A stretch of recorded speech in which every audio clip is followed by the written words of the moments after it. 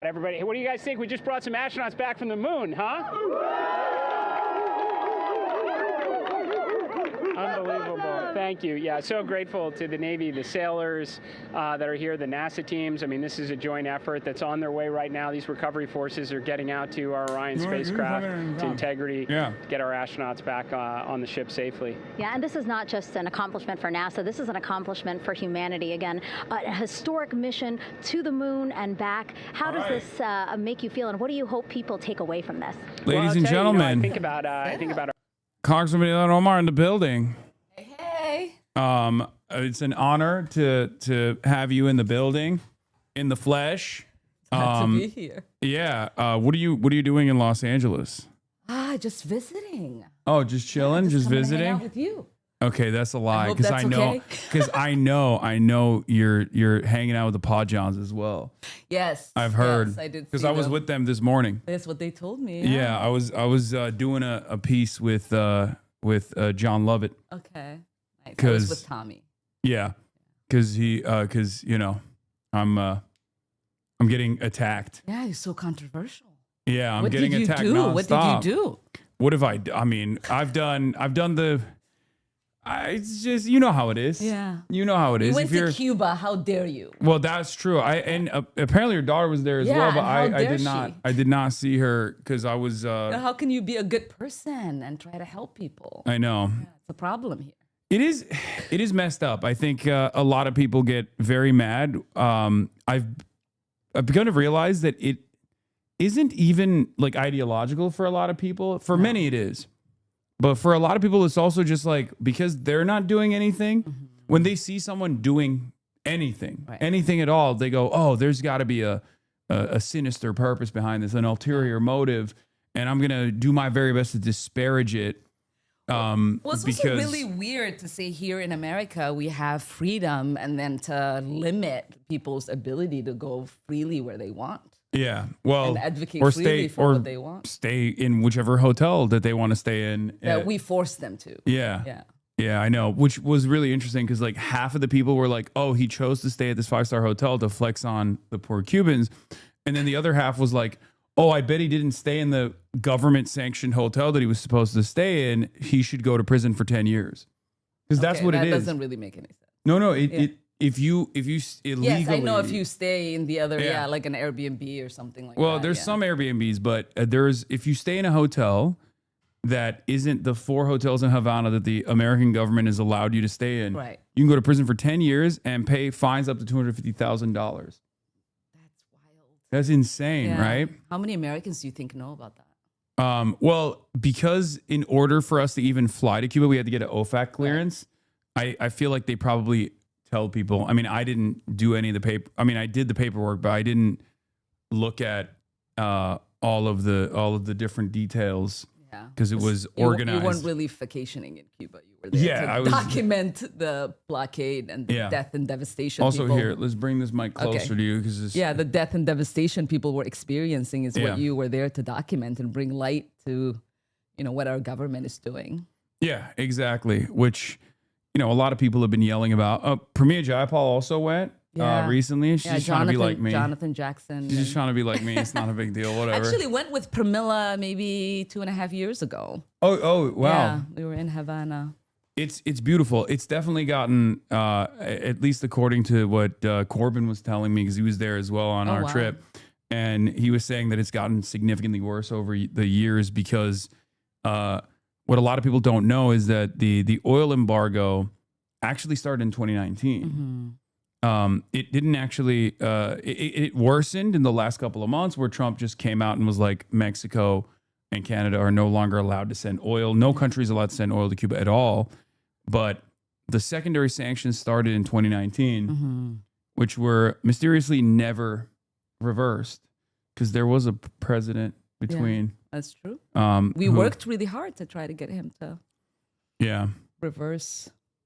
But I mean, that now I think people have to understand that the blockade is to the point of like, oh my God. This is a special humanitarian catastrophe. This is a special gift for you. Okay. It's a room temperature. How do you know? It's a room temperature pure leaf iced tea. Okay, this is like very, very embargoed information that I did my research. Wow. Okay. I did my research. Did you call one of my kids? What makes you say that? Because I don't know even if my staff would give you this information. It's specifically, you have to either like talk to my husband or my kids to get specifically room temperature, or secretly find who my best friends are. Yeah, I don't know. Oh my god. This is like it's like Hot Ones. Sean Evans. Now all of the Daily Mails and the New York Post are gonna try to get who your sources are so they can get more information on me. This is dangerous. What? I did my research ahead of time. What do you mean? I'm a little bit of a simp. It is what it is. I had to pull a little bit of a Nardwuar. Do you know Nardwuar, the human serviette, the goofy Canadian guy who interviews all these musicians? No. He's very famous. He'll do like deep dives into the people that he's interviewing, and he'll be like, when you were in third grade, this is what happened. And then the person that he's interviewing will be like, oh my God. Yeah. No, I didn't. I did not know that. Yeah. And then he always goes, you're, whatever, insert musician. I'm supposed to know. And you're Ilhan Omar. I'm supposed to know. I don't know if you're supposed to know. Yeah, no. This for me is not in the category of people know. Okay, well now everybody is in front of 32,000 people. My goodness. Okay, well, in any case, what were we talking about? We were talking about devastation in Cuba and the Biden administration not really doing anything to reverse that. Speaking of Biden administration's refusal to reverse certain decisions, right? Let's get right into it. Iran. Okay. Yeah. Obviously, I have my criticisms of Barack Obama, and I've been very forthcoming with that, but there were two signature accomplishments, foreign policy accomplishments of the Obama administration. Mm-hmm. One of them was the JCPOA, a multilateral agreement that brought in not only European allies but also China and Russia to control the Iranian uranium enrichment program in exchange for sanctions relief. Mm-hmm. And it was roundly criticized by even Democrats as well, including Chuck Schumer, who was one of the main critics on the Democratic Party side. And Donald Trump ripped it apart. Mm-hmm. What was the other policy accomplishment? Well, the other one was Cuba normalization. Okay. Yeah. So I mean, those were his like two foreign policy achievements that I thought were pretty good. I actually literally asked the Cubans when I was there, like, what do you think about that? And they were like, we don't know why he did that. To this day, like they're like, we don't know what motivated the Obama administration to come out of nowhere to be like, we're going to normalize relations with Cuba. Yeah. I mean, I remember meeting artists and small business owners who were really proud of the fact that was done and really devastated. Yeah. When the Biden administration didn't work to follow suit. Yeah. Well, the last day when he was getting out of office, he released the sanctions on Cuba for one day, which was almost insult. Mm-hmm. I think more insulting than anything else.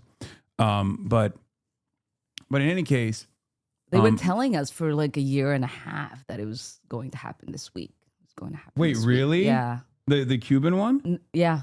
Oh, wow. Yeah, the administration would tell us it, this week, especially when we came back from Cuba. Before we went to Cuba, we actually went and we met.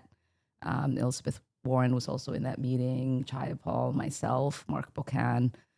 We met with Jake Sullivan, and he told us that was something that they were seriously looking at, and they just kept saying, we're working on it, we're working on it, we're working on it. And it was really disheartening to see that work get done the day before, only for Trump to get rid of it. Yeah, it is devastating. Because even if he did it right after the election, it would have at least given the Cuban people, a couple of months. But even then, it's what's frustrating about it is that, from what I understand, one of the main things the Cuban government needs is is stability. Like the sanctions relief, if it's on borrowed time, is not going to lead to the stability necessary for them to rebuild their infrastructure and to allow there to be free commerce in the country. Because one thing that I was stressed about, one thing that was constantly reiterated to me is the idea that the Cuban government is not looking for handouts. I mean, they appreciate the humanitarian aid, but they just simply want to be able to exist as a sovereign country without, American sanctions terrorism, economic terrorism, and collective punishment. And it's virtually impossible for them to take out loans, for example, to establish any new projects, to do any sort of trade, or even reform their economy. Yeah, because there has been some conversations about economic reform internally within the party, and it's virtually impossible for them to adequately reform their economy. Did actually do a huge package of economic reforms when Raul took over. Before this current first name basis, before this current administration, and this current administration, like, people were actually excited for it because they knew that there were these reforms. They were going to expand on these reforms, and you had when the Obama deal sort of happened, there was an influx of small business owners. There were a lot of really interesting restaurants that were stood up. There were a lot of artists that were ready to travel, to be able to share their music with the outside world. And when Trump came in and he put the sanctions back on and designated them as a country that supports terrorism, state sponsor of terror, a state sponsor of terrorism, that meant everything was gone. Yeah, right. You couldn't. It limited the number of tourists that could come in, and a huge part of their economy, because it is a beautiful country, relies on having tourism. There are they have a huge population that's very young, that's very energetic. So it put a damper on the kind of dreams that they were starting to foster.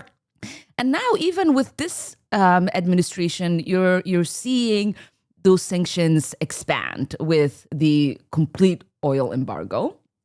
And that means there isn't enough fuel that the Cuban people can actually utilize. But also, to me, what is even more heartbreaking is that we are limiting their ability to do good in the world. Yeah. Cubans export and train so many doctors and nurses that help countries with the poorest health infrastructure. Yeah. And we are saying to those countries, you can no longer take in Cuban doctors. Yeah. Jamaica just released their Cuban medical mission. And I talked to the healthcare professional that's in charge of the medical missions. I'd interviewed him prior when Marco Rubio had first made this announcement a year ago. And he told me that 100% of coverage is offered by Cuban doctors and in areas of dire need in Jamaica. So a lot of people in Jamaica, especially in underserved areas, are just never going to see a doctor again. Yeah.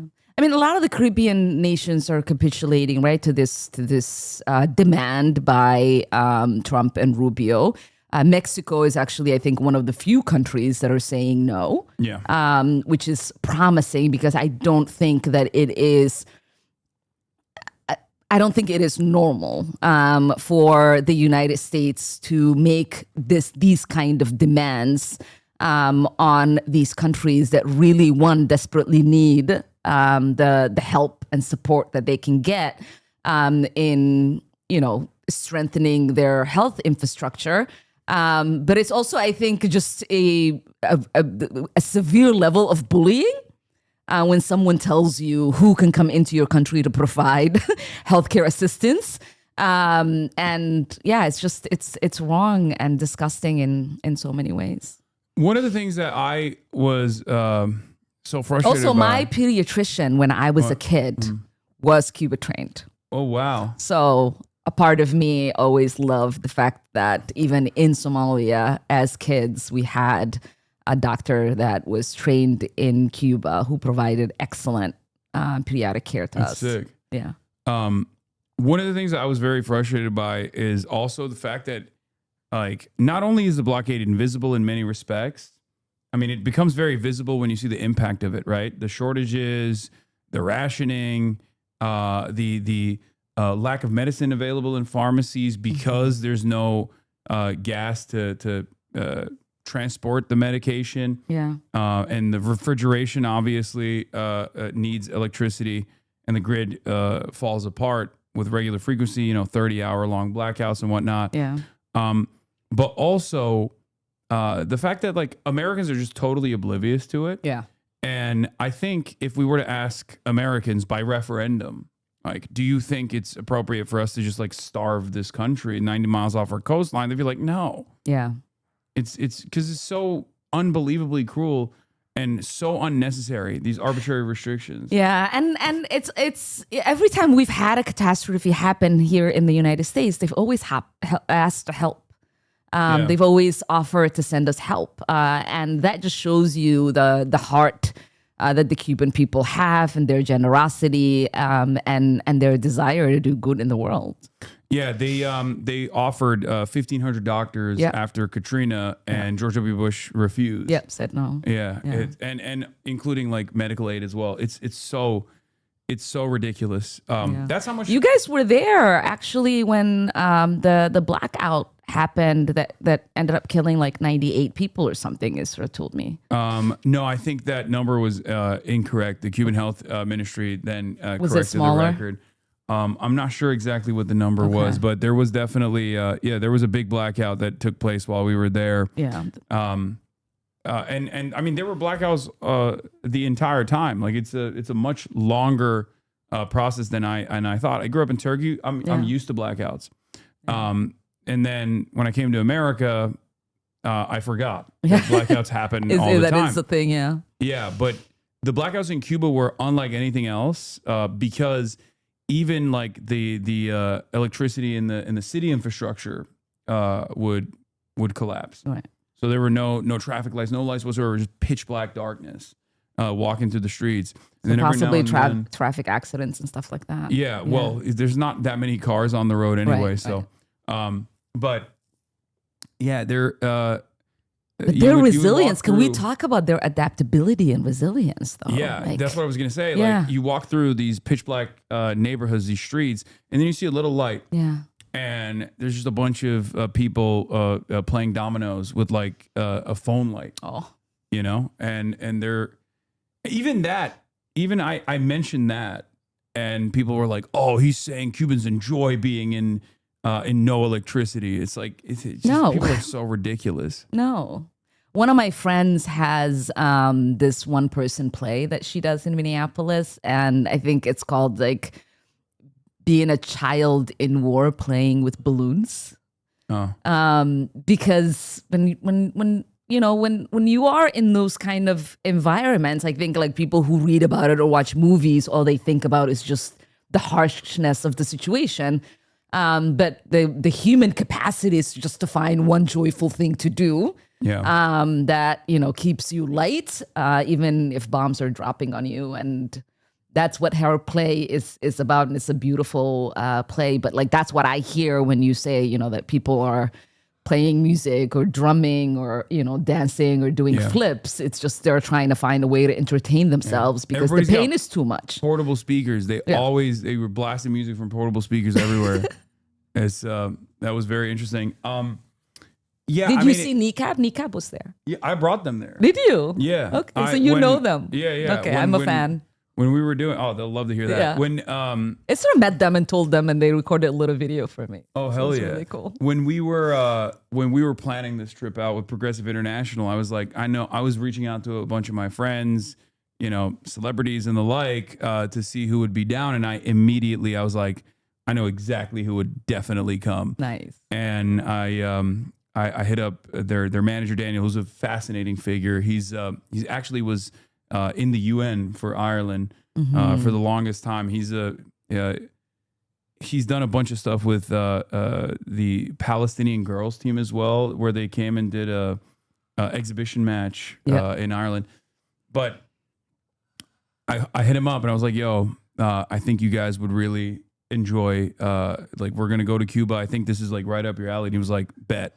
Nice. Immediately. He was like, yep, we're down. That sounds awesome. Yeah, I know one of their quotes was solidarity is in the bones of the Irish people, and that's why we're here. Yeah, it's something like that. Yeah, yeah, it's absolutely true. Yeah.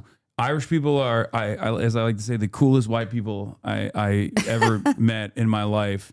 My husband is of Irish heritage, so he'd love to hear that. Irish Americans are a little different. Irish Americans. Okay, you're taking it back. I see. Yeah, Irish Americans are a little different. And the Irish folks would say that too. Yeah, Some of them could be cool. Some of them could be cool, but they are way too Americanized for the most part. Diaspora is always more ratchet than. Oh no! Don't even get me started. I'm in hot water. One of the things that people are yelling at me, the RNC is just like, I've spoken for 21,000 hours on Twitch in front of the camera, like literally 21,000 hours, wow. Right? So they're like finding choice clips out of context to be like, he's this, he's that. They're like claiming I'm basically everything that I'm not. Right. You know, obviously the common one is anti-Semitic. And you know a bit about that from your own personal experience for many, many years being one of the standalone figures that was resilient in her commitment to Palestinian sovereignty.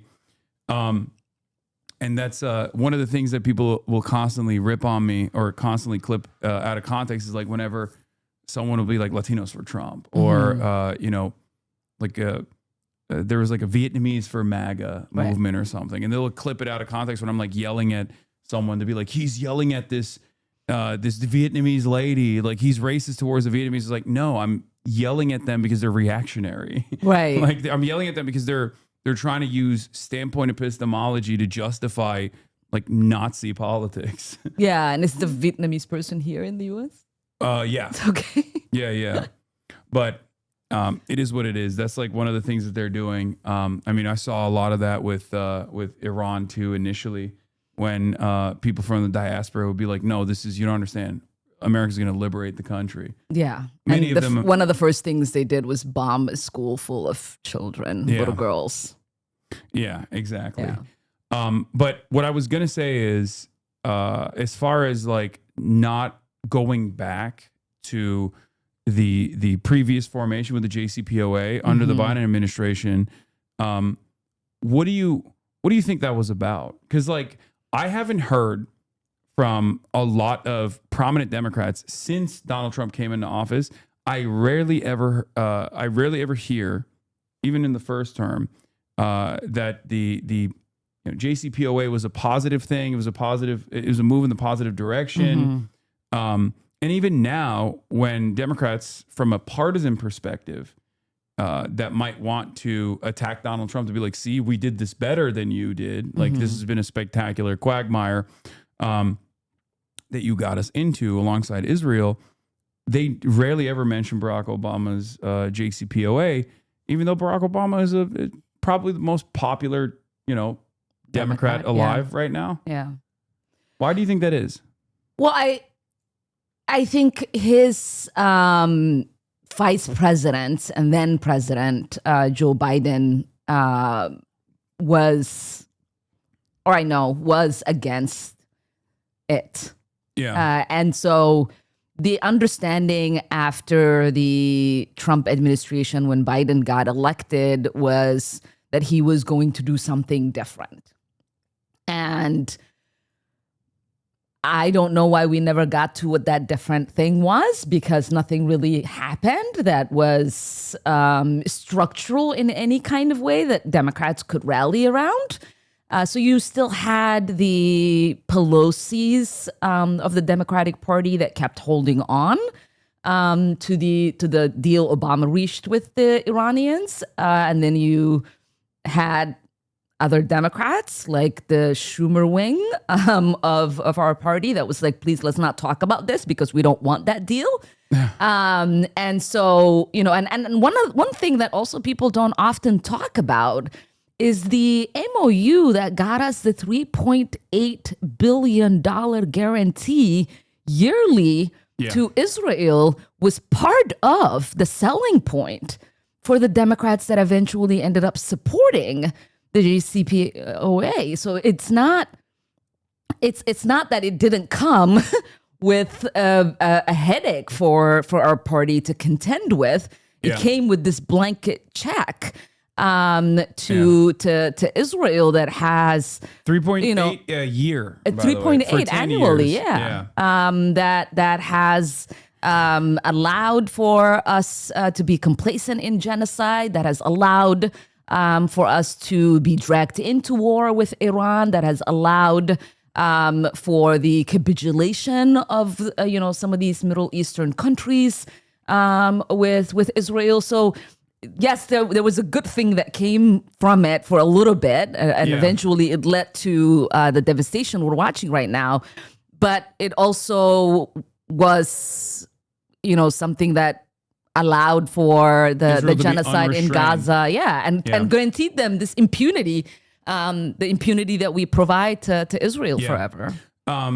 So let's talk about that, because AOC recently came out after having a conversation with New York DSA and said that she's now in favor of no aid or no financial aid to Israeli weapons purchases. This has now officially become the new litmus test for a lot of rising stars in the party that want to prove their progressive bona fides. And one, why do you think the offensive defensive restriction, in your own words, is inconsequential, or why do you not make a difference between the two? And then two, do you feel like this gives us an opportunity to push for even more? Yeah, for me, I've always looked at it as military support on behalf of the American taxpayer is military support on behalf of the American taxpayer. To me, whether I give you weapons to defend yourself or weapons to kill, that might allow you to commit a genocide, that might give you an impunity throughout the genocide that you chose to carry out. To me, that's the same.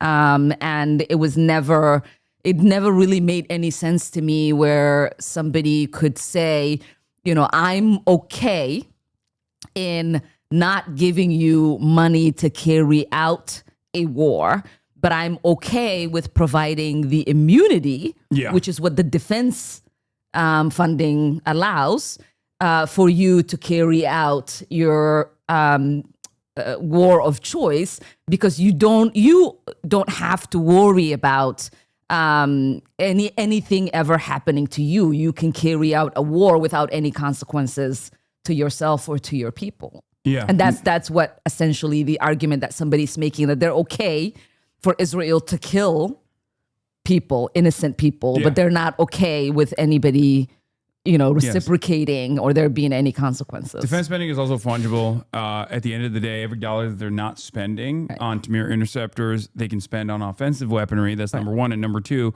as you also correctly pointed to, there's a level of impunity that allows Israel to be so unrestrained when they know that they have unlimited defense from the United States of America, not only with the amount of money that we spend on the MOU, but also on top of that, we have directed assets to the region, even in the 12-day war and obviously in the last 40 days as well in Operation Epstein's Fury.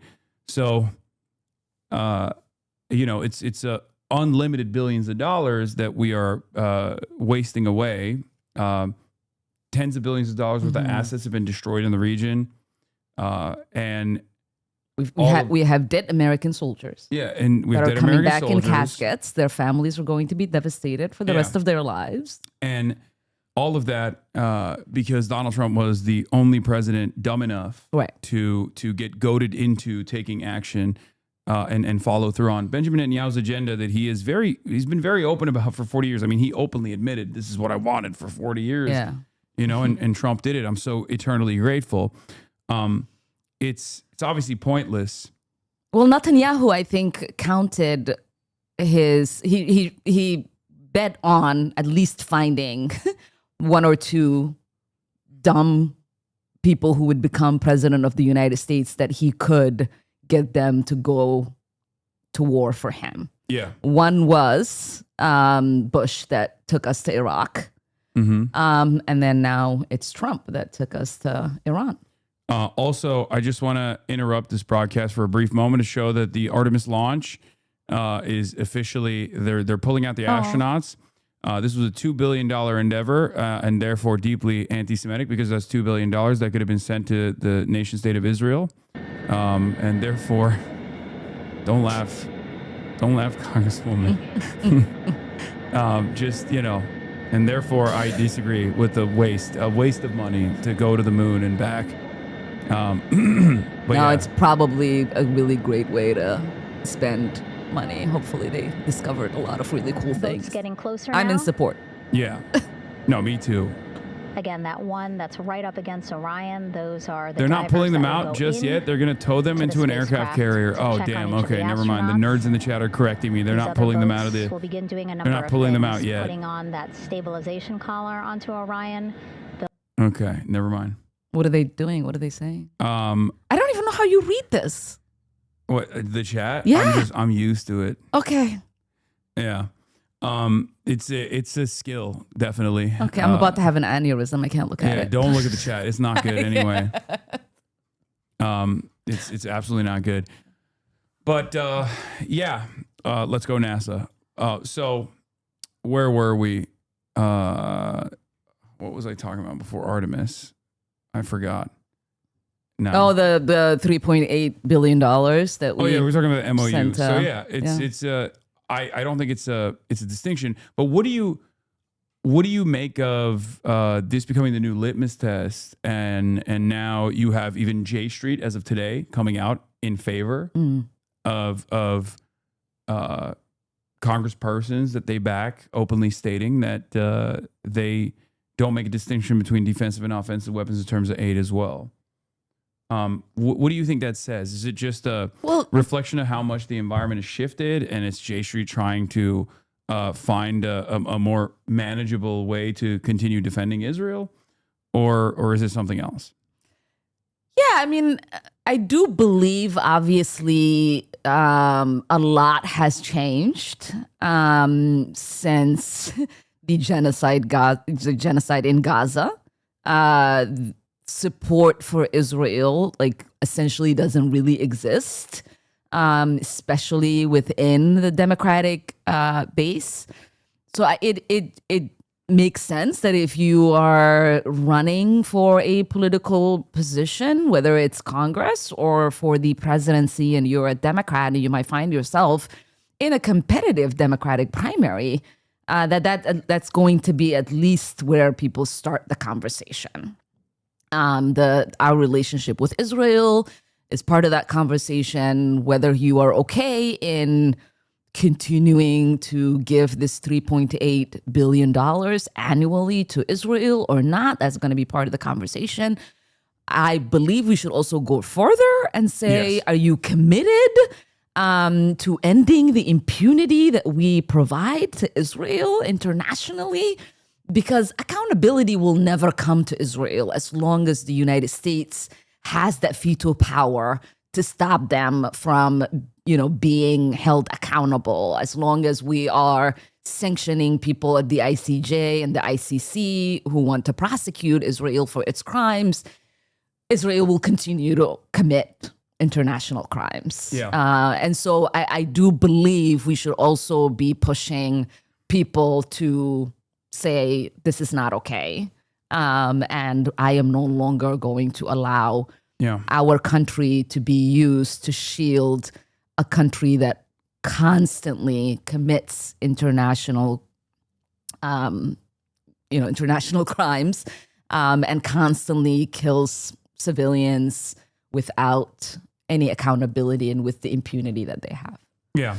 This conversation is actually more important than ever before because there's a 10-point ceasefire plan that the Iranian side believes in. Just sent to the Americans. And right now there's a conversation taking place in Islamabad and Pakistan We have reporting from the Financial Times and numerous other outlets that show that America was the one who actually really pushed for the ceasefire, considering that they failed to achieve any of their military objectives, even though Donald Trump and Pete Hegseth kept claiming over and over again their Navy is destroyed, their launching capabilities have been significantly attrited. None of that was true, obviously, and they still control the Strait of Hormuz. One of the key provisions in that deal was a demand for a ceasefire in Lebanon. Well, the Iranian side actually said the entire axis of resistance, which would include Gaza as well. However, in the immediate aftermath of that, there was additional reporting that came out that Benjamin Netanyahu actually called Donald Trump personally and said, no, we're not stopping bombing Lebanon. And Donald Trump simply said, keep it low key, which is so indecent and so ridiculous.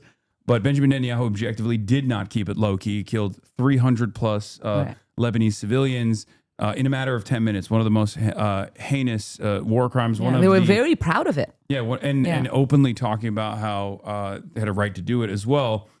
And this was done, by my estimations, specifically to destroy this ceasefire process, which Israel does not want. They've made it very clear. They were very frustrated.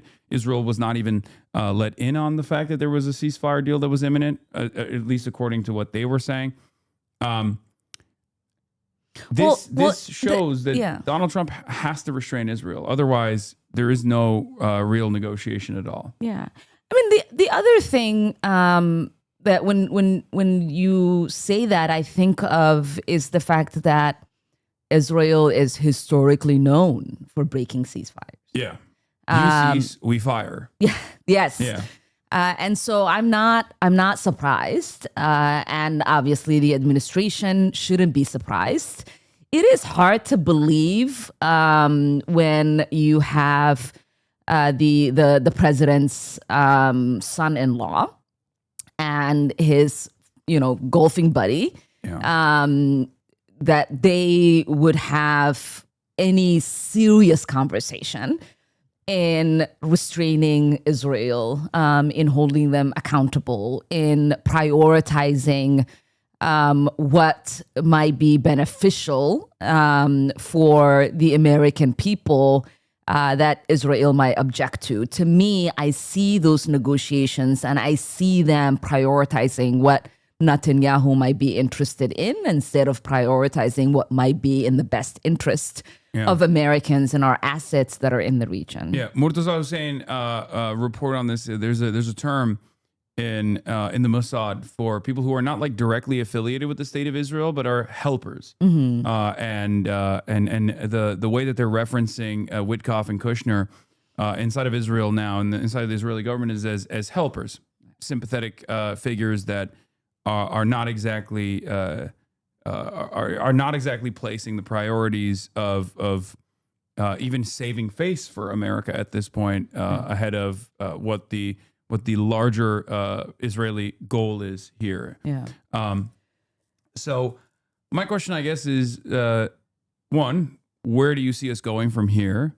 And will J.D. Vance be the brilliant diplomat who will bring about a ceasefire, a complete cessation of hostilities? And what could Congress do to limit the powers of this administration? Yeah, I mean, I don't think JD is going to be successful, and whatever success he claims is most likely not his. It is not surprising that the president agreed to this 10-point deal that the Iranians submitted after they rejected, right, the 10-point deal that we'd offered to them. And that 10-point deal that he accepted was one that was already on the table 2 weeks prior to when it was accepted. And so I can just see them probably accepting something exactly like what we have right now, and then doing what they've been doing and say the Strait of Hormuz is open, or it'll soon be open, even though it still remains closed. And the Iranians are now charging any vessel that comes through $2 million that they weren't charging before. I can see, as soon as he announces some sort of plan or a deal, Netanyahu going on TV and saying he knows nothing about it and there's not going to be anything that stops them, which he is accustomed to doing. He did that to Blinken every single time Blinken went, and try to beg them to agree to some deal. So I can see the United States continuing to get humiliated. I can see, Netanyahu continuing to lose it, and I believe we will find ourselves in the same position in a few months. How do you feel about and what can Congress do? Obviously, we are been pushing for a war powers resolution. We weren't able to get it done before Congress went on its recess for us to go to our districts. Do you feel like that was deliberate? Like the timing of that was rather strange. No, for me, it was deliberate, but not in the way that you think. We were short members. We had a member whose father passed away, who couldn't be available to take a vote. We had another member whose wife was having a surgery. Life happens, right? Obviously, we're members of Congress, but we also have families. We also have lives that, sometimes that emergency things happen. And so we were short just on the Dem side for members, I believe. And I do believe that when we get there next week or Tuesday, that hopefully all of these members are able to come back and that we're able to get, I expect probably one or two on the Republican side that might be ready to say, yes, we have to check the power that the president thinks he has, and we have to reclaim our congressional power. Okay. How would you rate the current the current statements coming from the leadership of the party and just like some of the presidential hopefuls even? As far as how they've communicated thus far, because one of the things I saw from, for example, Chris Murphy was this attitude about how Donald Trump had failed on all fronts, which is true. Yeah, but it almost came across as though he was agitating for more war rather than like using the diplomatic route as the alternative to what Donald Trump was doing. It almost felt like there was a demand for more war and more destruction to continue fighting in Iran. What do you feel like the Democrats are sufficiently criticizing the Trump administration on its war with Iran? I don't, because this has to be a war that you oppose on principle, not on the logistics of the way that it's carried out, or whether it is too soon, whether you don't have enough information. The principle should be we shouldn't start a war with another country. Yes. And we haven't been attacked. There's no bombs that have dropped on U.S. soil. None of our allies have been attacked by Iran. There isn't an actual threat that Iran has posed that is imminent. And so the idea that we can go to this war and then you would have Democrats who are supposed to be on the opposition litigating on the tactics of the war, and instead of just saying this is wrong, it is morally wrong, this is a choice of war, that we had no business being in this war. We have no business in spending the billions of dollars we've spent on this war. There is no business in us subjecting our service members to the level of danger we have subjected them to. And there is no business in having Americans die on a war that wasn't necessary or morally just. Yeah, it's the process argument. Yeah, it's the disgusting. Argument that is most commonly utilized by people who want to make it seem like they are against the actions, but are understanding of the overall goals. Yeah. This is one of the things that I've found to be very frustrating with the way that a lot of electeds communicate on this issue. They did this with Venezuela as well, where they'll say, oh, well, Maduro's a brutal tyrant. I just didn't like the way that Donald Trump kidnapped him. But that's the whole point. Like, Donald Trump is the guy who breaks things, but he gets the job done. So if you're agreeing with the fact that like his overall goal was correct in that instance, then you're not actually sufficiently countering the things that Trump is doing. That you don't really have a disagreement at all. And the process argument seems the exact same. How much of that is because, by your estimation, how much of that is because they truly agree with going to war with Iran, and then, but also are happy that it was Trump that did it, so that now they know that they don't have to be anchored by that decision. Now it's not around their neck. It's something that they can tie to the Trump administration to win out marginal electoral victories. And how much of that is actually because they are genuinely afraid of coming across like they're not war hawks, because they think this will look like, the vote to refuse to go to war with Afghanistan? Yeah. I mean, I think the latter, right? There is a huge part of the DC Beltway that is constantly putting the dove and the hawk against one another, right? Which one are you? And I believe that gets rid of any sort of moral clarity or principle, or just even the articulation of an ideology that looks at the way we should interact with the rest of the world. And that's why you get reactions that are almost always not that far from the thing that they are trying to condemn, right? It's almost like, I condone, but I just condemn the way in which you did it, right? I condone, but I condemn the way in which you've stated that sentence. Yeah. And I do think that a lot of these people in Washington, D.C. don't spend a lot of time thinking about these issues. There isn't a huge debate on where people's moral center is when it comes to national security, or when it comes to international affairs or foreign policy. It's often like, okay, here's the starting point.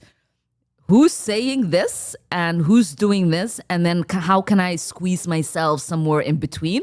We have this concept of the sandwich. It's like a political speak in Washington. That's what a lot of the consultants will say to you. And it's like where you start with saying like, I survived war, and like something about the actual like policy that you want to grab, and then say, I don't really want to see these things, but sometimes bad things happen.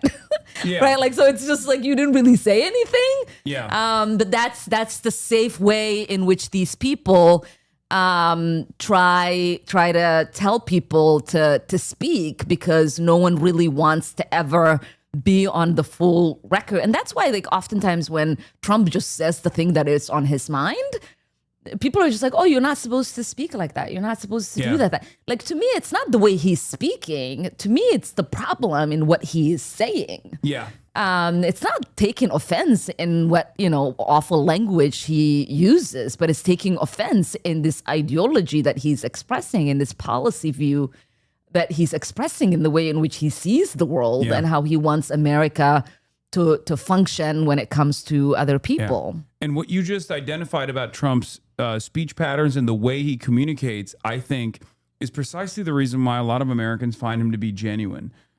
Because there is an honesty in the way he talks, even if he is objectively being dishonest in most of those circumstances.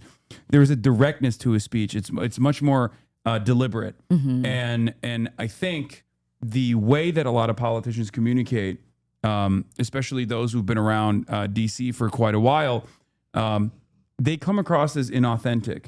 And I've been trying to get this across to as many Democrats as I possibly can, to stand on their moral convictions and to be bold and to be brave in an effort to to change the way that people perceive the broader National Democratic Party.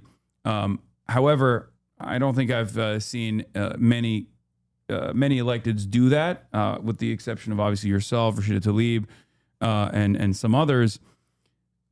Is there any way to get Democrats to change this? Because instead of listening to that, or instead of even like clearly communicating their anger and resentment, clearly communicating the resentment that the voters feel, not just Democrats either, but independents and even some Republicans as well. Democrats, or at least some Democrats, have spent the last couple of weeks yelling about me instead. And there's this weird allegiance. Priorities. Yeah, there's this weird allegiance that's taking shape right now in front of our eyes that I find very fascinating, where it's the RNC and it's the Republican Party coming up with clips that they can materialize, that they can like push out through like New York Post and all these other like right-wing dish rags. And then, you know, Jewish Insider and the ADL and, you know, Third Way and all these other, No Labels, another one, will then take that message to more pliant Democrats that are centrist Democrats or backed by certain corporations or have these same big donors, and they will get these Democrats to basically say whatever these groups want them to say. Why do you think that's happening? Do you think it's because there's a massive sea change and they refuse to reckon with that and instead want to distract people away from that? Or is this a way to like potentially bully the base without actually calling out their own voters, by identifying someone that they perceive to be vulgar enough to be able to attack? What do you think is going on there?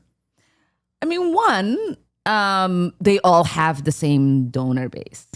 Yeah. Right. And so, you know, the people that they're spending most of their time, you know, in their breakfast meetings or their receptions, like these are the same people, whether it's, you know, these reporters that you're talking about and the orgs that like fund their reporting or whoever owns them, to the people who are funding Third Way or, you know, the Democratic establishment, are the same as who funds the Republican establishment. A lot of them have, you know, similar donors. But I would also say that, you know, you have a big name. And so for a lot of these people, it's a clickbait. You know, I joke sometimes that the New York Post has a quota of the number of articles they have to write on me in order for there to be enough clicks for them to generate the resources that they need, because there's no other way to explain writing the same, you know, stuff that's just like over and over and over again. Yeah. And so, yeah, shit like that. They're like, these are all the same kind of people, and that they will always go after the few that are on the left, who have enough of a following that they can try to take down, or those that don't care. I mean, I think like there's people who will try to explain or capitulate and do all kinds of stuff. And then there's, you know, the people who are like you and I, and it's like, okay, keep writing your garbage. I'm who I am, and I don't really care. So that's what I was going to say. So Congressman Randy Fine, the most repulsive figure in American politics, in a long list of repulsive monsters, let's be real, probably takes the cake. He said foreigners should not be able to serve in Congress. That's why I've introduced the Disqualifying Dual Loyalty Act. If you're a citizen of another country, you shouldn't serve this one. Get out. Randy Fine, of course, has... I wonder if he had an opinion when we had a man show up who chairs the Foreign Affairs Committee in an IDF uniform. Yeah, that was what I was going to say. If or what he thinks we should think about the fact that he has Israeli flag in his office, which is inside and outside of his office. Which is why I said, buddy, you're getting deported to Israel. Right. As a joke, of course. And then Laura Loomer got really upset and said, no, he's not, because he's a U.S. citizen, dummy. But it didn't end there. Yeah, I mean, true. We all are U.S. citizens. Yeah, he also basically started crying, saying, I was born in the United States. My parents were born in the United States. So the thing that I want to get across to Democrats that pay attention to this sort of stuff is that when you actually use even a fraction of the cruelty back at these people that are not only communicating in an incredibly cruel manner, but also advancing incredibly toxic policies, incredibly violent policies, trafficking in horrifying amounts of racist vitriol, they start crying. They immediately start crying. They get on the defense. And I wish that more Democrats would be maybe not as aggressive as I am, but more bold in terms of retaliating against some of these monsters. Because like it demonstrably works. Yeah. I said, look how quickly these demonic racist Republicans cry. When you retaliate with a fraction of the cruelty they spit out on a daily basis. This is why I'll always prefer a vulgar person who fights these monsters than someone who'll be civil with them. And he immediately replied. He has notifications on for me, apparently, calling me a jihadist. And then I said, you're a jihadist against stairs and sleep apnea, you dumb bitch. And he said, deport. Don't laugh. Don't laugh. You're not allowed to laugh. Sorry. You're not allowed to laugh. Oh, no. But I think like... No, he's probably one of the whiniest people I know. And he's obviously very repulsive. And it makes sense, like Loomer and him, these are people who got bullied. These are people who've led really sad lives. These are people who desperately want attention and to be liked. And it's sad that this is their way of getting the attention and admiration that they think they deserve. In advance of to advance an ideology, like a repulsive, toxic ideology, because I think it goes beyond this, like trying to win favors with a bunch of losers. I think JD Vance does that more. Yeah, JD Vance is like so desperate to get the attention and admiration of groypers that he'll like sell his wife short. Yeah, like he'll be like, oh, I wish my Indian wife wasn't going to hell, but she is, and hopefully one day I can convert her to Christianity. Like those are the types of things that he says, which I think demonstrably make him look weak in the eyes of most people. My hope is that his Indian wife, who should know how to put on an eyeliner, helps him figure out how to better apply his eyeliner. That's my only hope for his Indian wife. Yeah. A lot of us who culturally wear eyeliners could help. Yeah. Here's the very same Randy Fine talking about Zohran Mamdani. Have you met Zohran? I've met Zohran many times. Do you like him? I do. Okay, good. All right, I'm just checking. Because if you didn't like him, I was gonna text him right now and be like, it's over. You're done. You're done. I'm done with you. No, he's sweet. New Yorkers and Americans as a whole, when they tell you what why did they have his smile upside down? Yeah, I just... How do you take an offense to that man's smile? What is wrong with these people? I mean, there's racism, I think. They're just like so unbelievably racist. they believe them. Mm-hmm. We're in this situation in New York because people said, oh, he really won't be that bad. Well, he's doing exactly what he told people that he would do. Mm-hmm. I believe Zohran Mamdani lied when he applied for citizenship. I think he was affiliated and supported groups you're not allowed to if you want to be a citizen of the United States. And I think he should be denaturalized and deported as a result.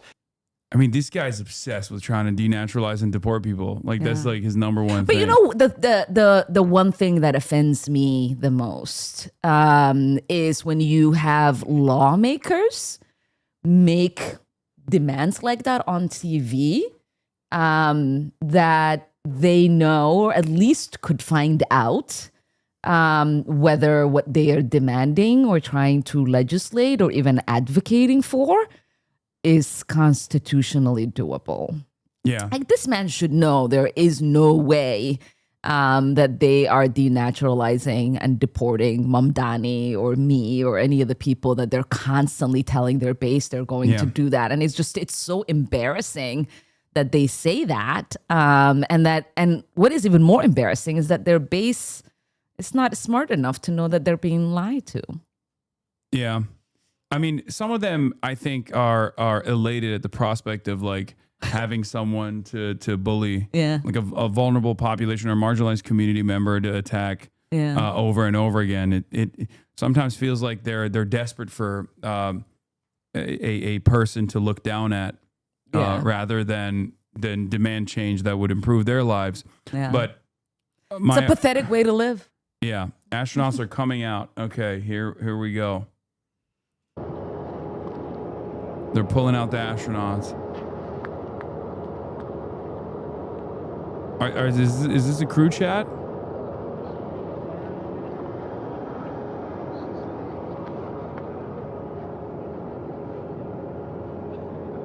I can't tell what they look like. Is this them? Shout out San Diego. What is this? Do you know about the pilot of Artemis being based? NASA Artemis 2 pilot Victor Glover listens to Whitey on the Moon every Monday. This is why. Control Houston.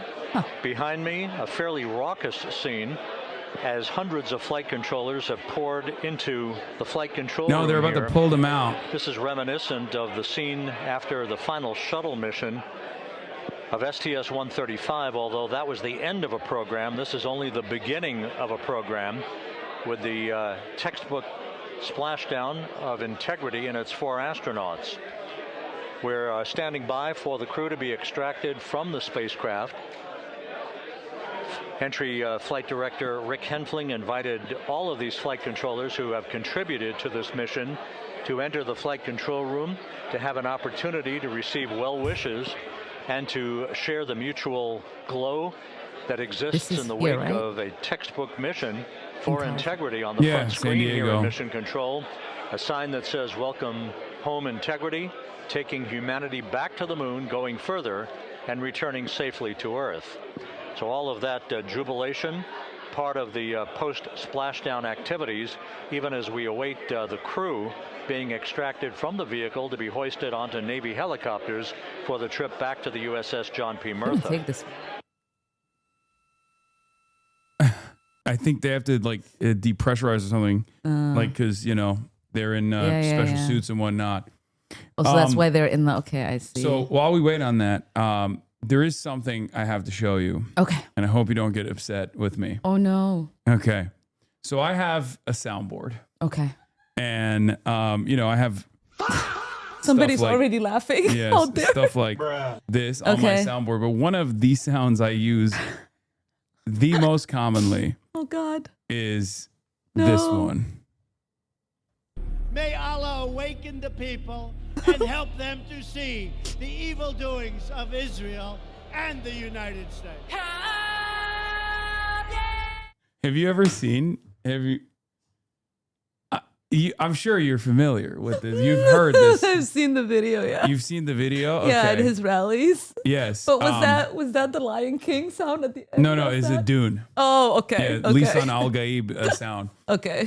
So I feel like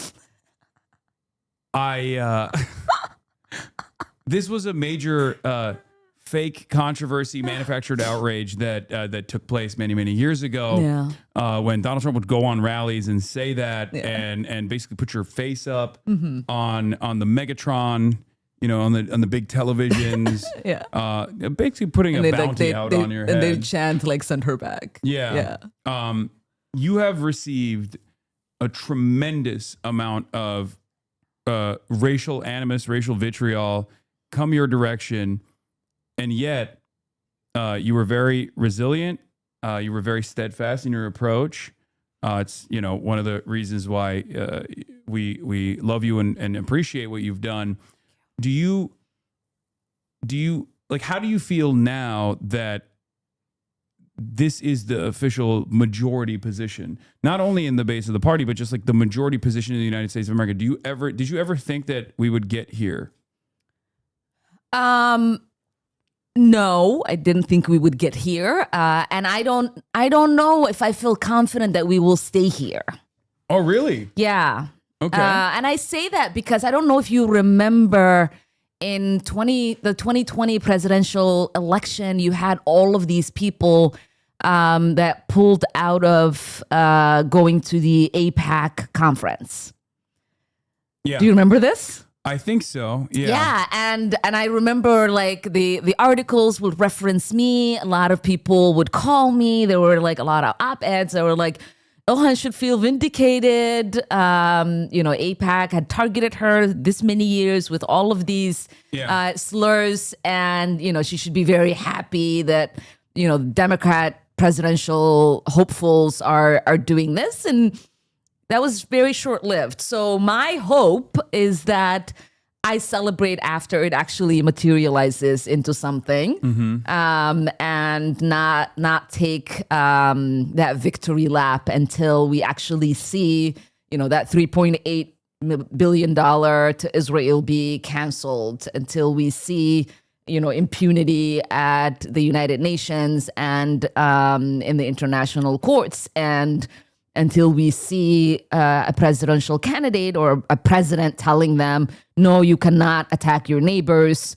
You cannot go to war whenever you want. You can't continue to kill innocent people. You can't rape prisoners. You can't put children in detention centers indefinitely.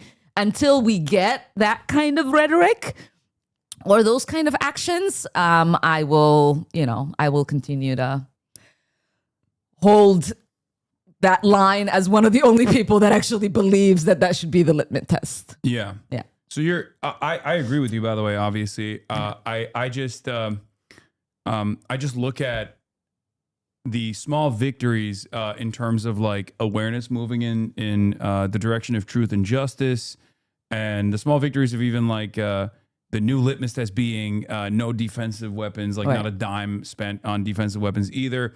Because I think that expands the permission structure quite a bit. And so I think that gives people like ourselves more room to openly communicate. Like one thing that I always used to think about was the change that happened in 2021. If you remember, in the month of April in 2021, Human Rights Watch, Amnesty International, B'Tselem, and all of the other international... That's when we got the apartheid report. Yeah, all of the other international organizations, humanitarian rights organizations, openly admitted that Israel was an apartheid state. Now, it already was long before then, as Nelson Mandela also pointed out way back when. However, that and Desmond Tutu, and exactly. But that gave more of a standing for a lot of anti-Zionists to be able to say, look, like, this is the truth, and now all of these other institutions are also saying it. And I think that was, slowly but surely, brick by brick, that was part of the reason why I think people started becoming more receptive to that message. And now the job is obviously not complete, but I would say that as far as like broad awareness initiatives goes, from this day forward, I don't see people's attitude towards Israel shifting in the positive direction ever again. Yeah, but you still have a huge cohort of members of Congress that will capitulate. To the interests of Israel, to the protection of Israel, to labeling everybody who criticizes the government of Israel to being some sort of hateful person. It's interesting that you mentioned that report. When it came out, Rashida and I decided to go on the House floor and read it into the congressional record. And Rashida at the time didn't think anybody would join us. But we got about a dozen members who came. But that came with, them trying to censure Rashida. And it came with them fighting to get me off the Foreign Affairs Committee. And, fortunately, Democrats didn't vote to kick me off the Foreign Affairs Committee. But, unfortunately, a lot of Democrats did vote to censure Rashida. And so that's why I say, the public has moved, but members of Congress on both parties have not fully moved. And it will take, I think, a couple of cycles for the American people to say, I want people who represent our interest. I want people who will carry a principle of justice, of integrity, of honesty, and of accountability. And, until then, it's kind of like, yes, we still have a lot of work to do. We can't celebrate yet. So you said a couple of cycles. So that means that Even if there was like a big sweep of anti-Zionist candidates, which by the way, many of which I'm in support of. I'm in support of all of them. They're currently being attacked for affiliations with me even. And that's kind of what I wanted to get at, which is that there is definitely a battle brewing internally. Yeah. There's a battle brewing in American politics in general, but certainly within the ranks of the Democratic Party, where I think those who demonstrate the moral courage are being aggressively pursued and being cast aside in order to maintain this complete reversal of the 90-10 issue, because it's almost 10-90 on the elected side, where there's only a handful of representatives and senators. Oh yeah, that's true. Okay, this is the last thing I was going to say. There's only a handful of representatives and senators who actually do represent the moral center of American politics on this issue. So the reason that it is a 90-10 with the American people and it is 10-90 with members of Congress, the politicians, the elected because it's all about the Benjamins. Folks. Actually, it has more to do. Yes, of course, it's always about money and who funds you and where you get your resources. But it also has a lot to do with who's doing the reporting. It has a lot to do with who has the ability to make the issue that is a 90-10 a 10-90 issue. When you have a media apparatus, as you were just saying, use your support of Abdul in Michigan, who is an incredible candidate and would make an incredible senator with integrity. Make that a problem? Is that because everybody who is writing about it is in that 10-90 space, right? Because the big issue, the big controversy should be his opponent's records. It should be, what his opponent said. It should be or their about lack of interest in identifying some of these issues. Yes, but it should be about how they're like in secret chats, right? Capitulating and saying, I don't want to publicly say anything, but after the election, I will do A, B, and C. That should be the problem. The problem shouldn't be the streamer who understands where the base is, who's coming from a place of integrity and honesty and supporting a candidate that really fits that 90-10 issue the exact way that it should. Because if we are to have a representative democracy, the people have to represent the interest of those that they are seeking to govern. Yeah, absolutely. But I do think that it's a very different environment. It's a very different media environment now with so many independent outlets, myself included. And also, perhaps even more importantly than that, at least from my experience, going all around the country, going to No King's protests and going to Minneapolis and seeing the people there, seeing such a diverse group of individuals from all different walks of life resist against the Trump administration. It's made me believe that people do want change. The electability argument for the longest time, I think, for a lot of Democrats who vote in the primaries, the party loyalists, was around the notion that we have to pivot and we have to find the most electable Democrat. Who's the most electable Democrat? The most moderate Democrat. Who's the most electable Democrat? The one that actually finds like a reasonable center on this Israel problem, right? Instead of saying something that could be potentially considered controversial. I don't think they want that anymore. And I think Bernie Sanders, at least for the people that I talk to, a lot of, older, white, suburban, college-educated liberals over the age of 60 will openly and readily admit to me that they voted for Hillary Clinton, they hated Bernie Sanders, they voted for Kamala Harris. They voted for Joe Biden. They were excited about Joe Biden. They hated Bernie Sanders again.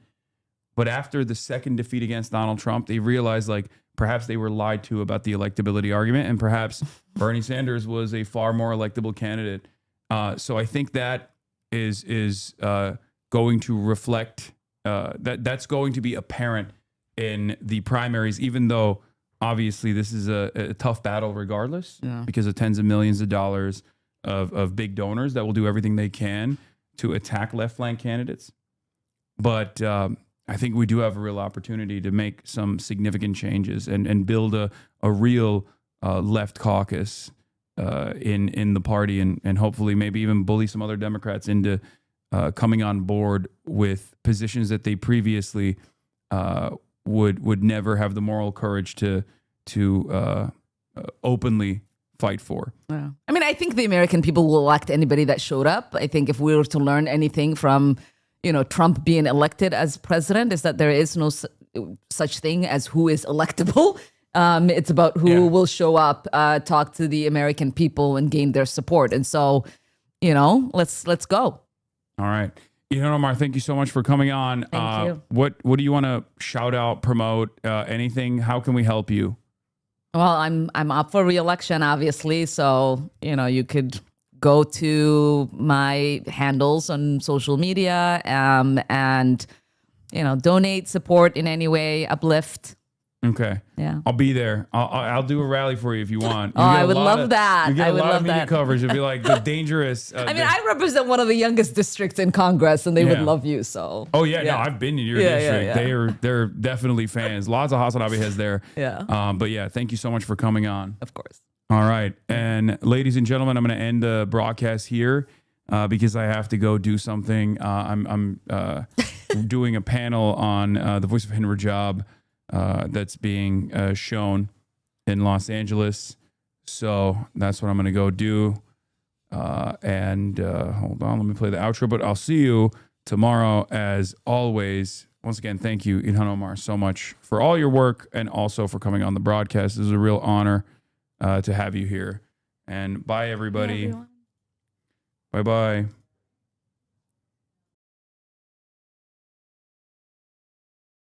Starting